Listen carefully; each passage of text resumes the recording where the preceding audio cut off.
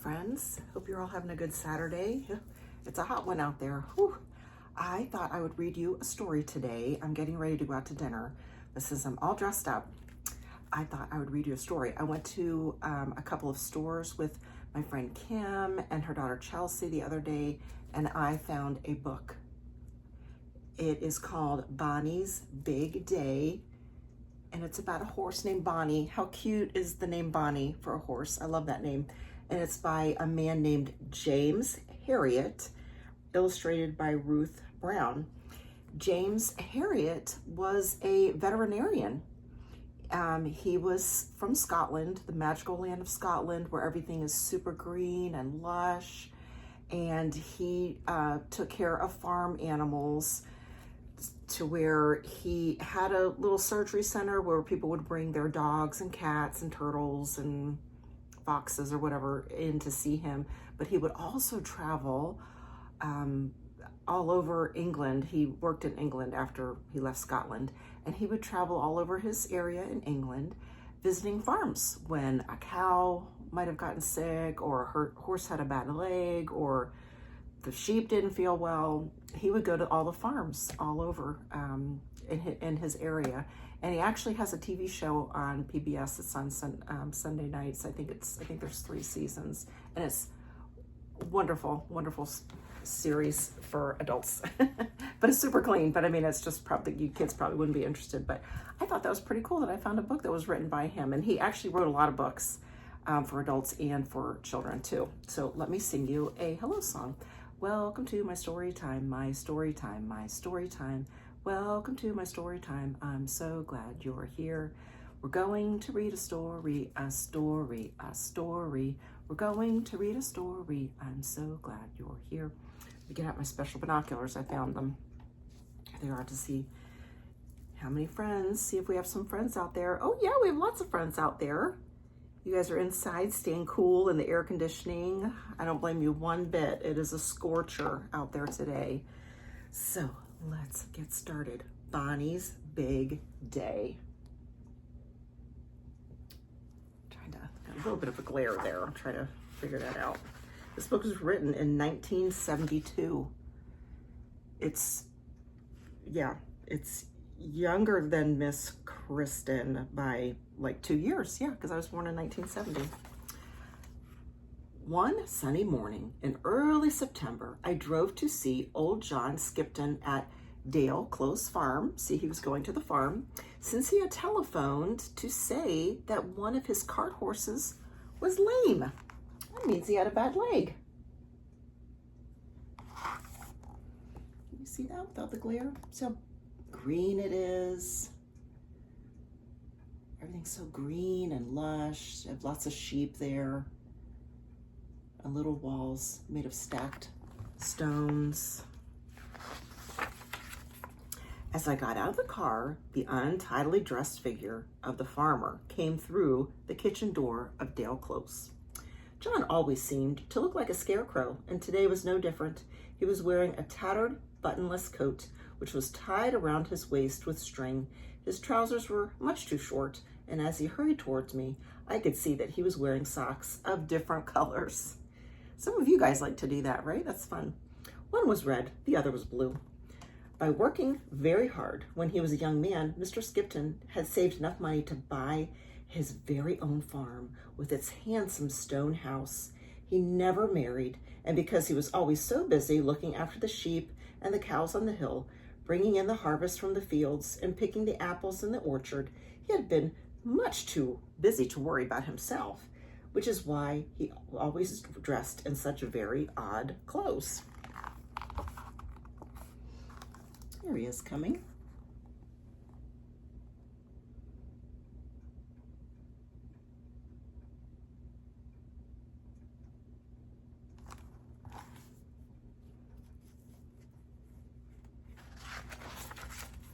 The horses are down by the river, he said in his usual gruff manner. We'll have to go down there. He seized a pitchfork and stabbed it into a big pile of hay, which he then hoisted on his shoulder. I pulled my large Gladstone bag from the car and set off behind him. It was difficult to keep up with the farmer's brisk pace, even though he must have been 50 years older than me. I was glad when we reached the bottom of the hill because the bag was heavy and I was getting rather hot. He was carrying his veterinarian bag with all his tools in it, all his medical stuff. I saw the two horses standing in the shallows of the pebbly river. They were nose to tail. They were rubbing their chins gently along each other's backs, and beyond them a carpet of green turf ran up to a high sheltered ridge, while all around clumps of oak and beech blazed in the autumn sunshine. "Oh, they're in a nice place, Mr. Skipton," I said. "Aye, they can keep cool in the hot weather, and they've got the barn when winter comes." See, here they are. They're just playing. They're rubbing each other's backs with their noses, and the barn is right here, made of stone.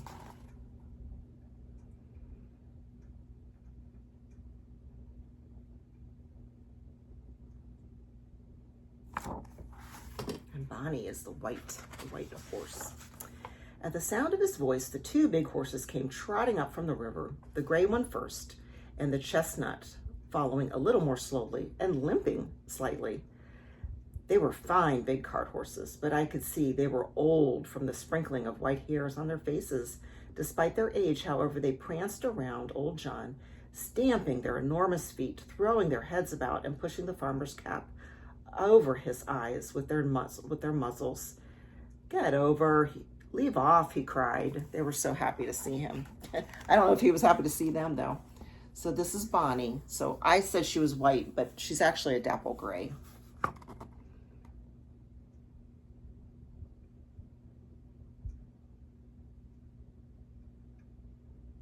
I think they were glad to see him because he had hay for them. He pulled at the gray horse's forelock. "This is Bonnie. She's well over 20 years old." Then he ran his hand down the front leg of the chestnut. "And this is Dolly. She's nearly 30 now. That's pretty old for a horse. And not one day's sickness until now." "When did they last do any work?" I asked. "Oh, about 12 years ago, I reckon," the farmer replied. I stared at him in amazement. 12 years? Have they been down here all that time?" "I just playing about down there. They've earned their retirement." For a few seconds, he stood silent, shoulders hunched, hands deep in the pockets of his tattered coat. "They worked very hard when I had to struggle to get this farm going," he murmured. And I knew he was thinking of the long years those horses had pulled the plow, drawn the hay and harvest wagons, and had done all the hard work which the tractors do now. Before we had tractors, the horses used to pull the carts and pull the wagons and pull the plows. They did all that work.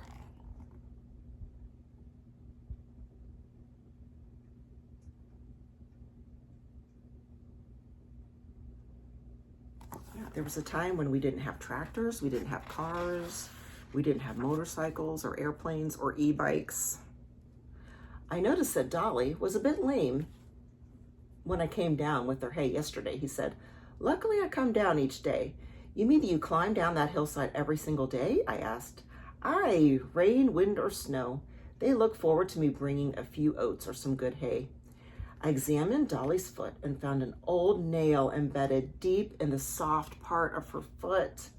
I was able to pull it out quite easily with a pair of pincers, and then gave her an anti-tetanus injection to eliminate any risk of later infection. Oh, she had a nail in her hoof.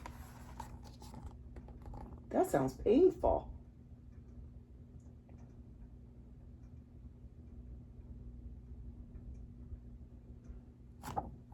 But Mr. Harriet found it and he pulled it out. Climbing back up the hill, I couldn't help thinking how wonderful it was that old John had made the long journey to see the horses in all weathers every day for 12 years. He certainly loved those great animals. A thought struck me, and I turned to him. You know, Mr. Skipton, it's the Daroby show next Saturday. You should enter the mares in the family pets class. I know they're asking for unusual entries this year. Perhaps you should only take Bonnie, since Dolly's foot will be a bit sore for a few days." The farmer frowned. "What on earth are you talking about?" "Go on," I said. "Take Bonnie to the show. Those horses are your pets, aren't they? Pets? He snorted. You couldn't call one of these great big horse clodhoppers a pet. I'd never heard of anything so silly. When he got back to the farmyard, he thanked me gruffly, gave me a nod, and disappeared into his house. Oh, and there they are standing together again. Dolly's feeling better without that big nail in her foot.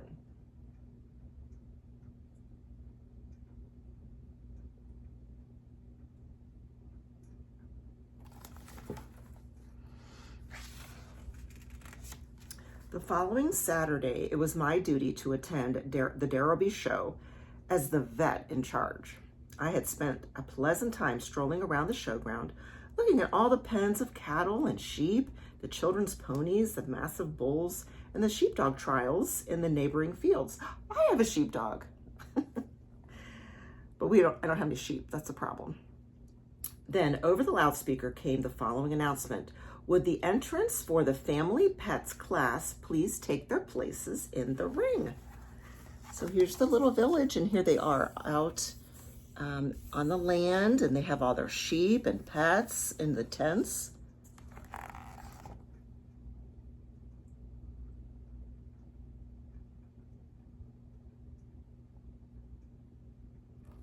The Darrowby show. Darrowby, that's the name of the town that Mr. Harriet lived in. I was always interested in this event, so I walked over and stood by the secretary, who was sitting at a table near the edge of the ring. He was Darrowby's local bank manager, a prim little man with rimless spectacles and a pork pie hat. I could see that he was pleased at the number of entrants now filing into the ring. He looked at me and beamed. They have certainly taken me at my word when I asked for unusual entries this year. The parade was led by a fine white nanny goat, which was followed by a pink piglet. Apart from numerous cats and dogs of all shapes and sizes, there was a goldfish in its bowl and at least 5 rabbits. There was a parrot on a perch and some budgies having an outing in their cage. Then, to an excited buzz of conversation, a man walked into the ring with a wooden falcon on his wrist. Ooh, that's pretty cool. Splendid, splendid, cried Mr. Secretary. But then his mouth fell open and everybody stopped talking as a most unexpected sight appeared. What do you think was coming? Bonnie. Big, big cart horse Bonnie. Oh my goodness. Wait, let me show you this real quick. It's very crowded while all the animals in the ring. Wait until you see Bonnie. Old John Skipton came striding into the ring. He was leading Bonnie, but it was quite a different man and horse than I had seen a few days before. John still wore the same old tattered coat, tied with string, but today I noticed that both the socks were the same color. And on his head, perched right in the center, was an ancient bowler hat. It's like a kind of a fancy hat that they wear in the United Kingdom. It made him look almost smart, but not as smart as Bonnie. She was dressed in the full show regalia of an old-fashioned cart horse. Her hooves were polished and oiled. The long feathery hair on her lower limbs had been washed and fluffed out.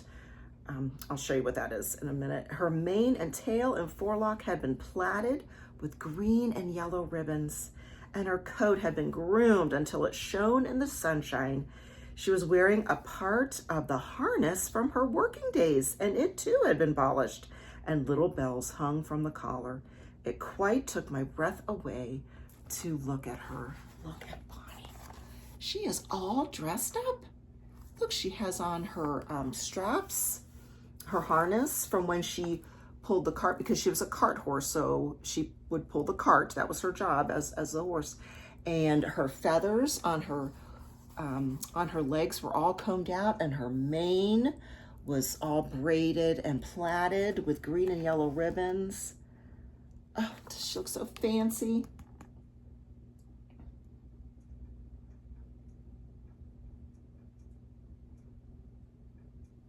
She looks so fancy she could pull the king or queen. She looks so beautiful. Mr. Skipton, you can't bring that great big thing in here. This is the class for family pets, cried Mr. Secretary, leaping up from his chair. Bonnie is my pet, responded the farmer. She's part of my family. Oh, it makes me cry. Just like that old goat over there, because he never got married. So he never had any children. It was just Mr. Skipton and Bonnie and Dolly. They were his family. Well, I disagree, said Mr. Secretary, waving his arms. You must take her out of the ring and go home. And old John Skipton put on a fierce face and glared at the man like this. Bonnie is my pet. Just go ask Mr. Harriet. I shrugged my shoulders. Perfectly true. This mare hasn't worked for over 12 years and is kept entirely for Mr. Skipton's pleasure. I would certainly call Bonnie a pet. But, spluttered Mr. Secretary. Then he sat down on his chair and sighed. Oh, very well, get in line. Look how pretty Bonnie looks.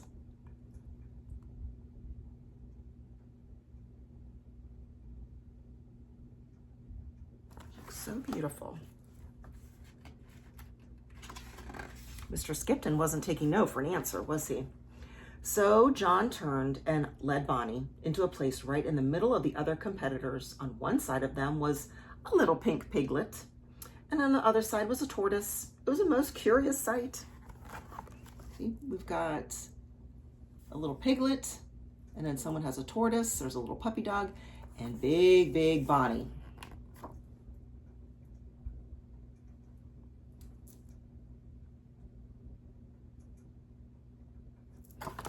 Bonnie's a really big type of working horse. She's not like, some horses are real thin and sleek, and then other horses are big and very muscular and very strong because they're workhorses. The task of judging the pets had been given to the district nurse, who was very sensibly dressed in her own official uniform to give her an air of authority. Judging this class was always difficult, and when she looked along the line and kept seeing the great horse, she knew it was going to be very difficult indeed.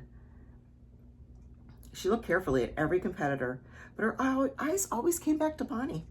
All the rabbits were very sweet, the falcon was impressive, and the dogs were charming. The piglet was cute, but Bonnie was magnificent.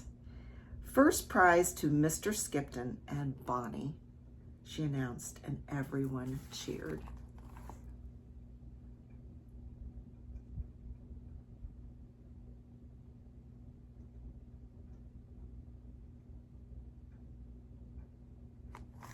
I just love that. And as the rosette was presented, that's like a ribbon, an award, a man came to take a photograph from the local newspaper. It looked as though the great horse knew all about her prize as she posed there, dignified and beautiful. John, too, stood very erect and proud. But unfortunately, every time the photographer clicked that camera, Bonnie pushed the bowler hat over the farmer's eyes. It was the mare's way of showing her love, but I couldn't help wondering how that picture would turn out. She had her picture taken for the newspaper.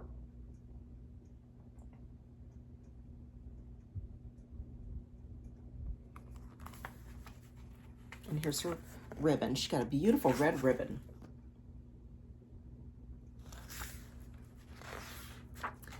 After the show, I went back to Dale Close to help John undress Bonnie, take her harness off, and I went with them down the hill to the field by the river.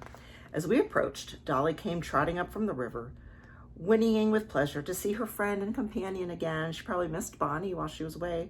Her foot is quite healed now, I said, nothing noting the horse's even stride. In the gentle evening light, we watched the two old horses hurry towards each other. Then for a long time, they stood rubbing their faces together. Look at that, said old John with one of his rare smiles. Bonnie is telling Dolly all about her big day.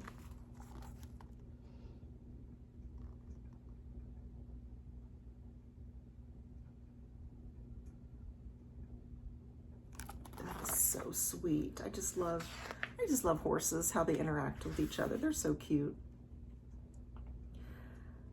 And then here is a illustration of maybe what the picture would have looked like in the newspaper.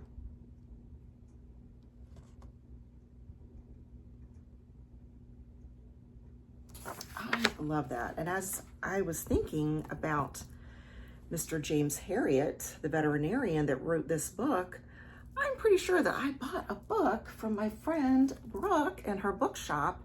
I just have to find it. I think it was a big book of all different kinds of stories that he wrote about for children. James Herriot, really, really great. I love that story. You can always find some great books when you're out at the thrift stores, just looking around. It's kind of like going on a treasure hunt when you go into the books and you look for children's books or books for adults, or I even came home with a little bookshelf here, a Bible, a pretty white Bible. It made me so sad that it was in the thrift shop. I thought, well, who wouldn't want their mom's Bible or their dad's Bible? It's so pretty. Oh, it's a little sticky. I'm gonna have to clean it. But yeah, I brought that home too. Something I didn't need, but I felt bad. Who would not want their parents' Bible? So I hope you like that story. Why don't you, for some art today, draw your favorite part of the story? Get out some paper and some markers, or maybe you have some colored pencils. If you have colored pencils and you have white and gray, you can draw Bonnie because she is a dapple gray. That's white and gray. And then Bonnie is more of a chestnut, like more of a chestnut or bay color brown. You can draw Bonnie. You can draw John in his coat.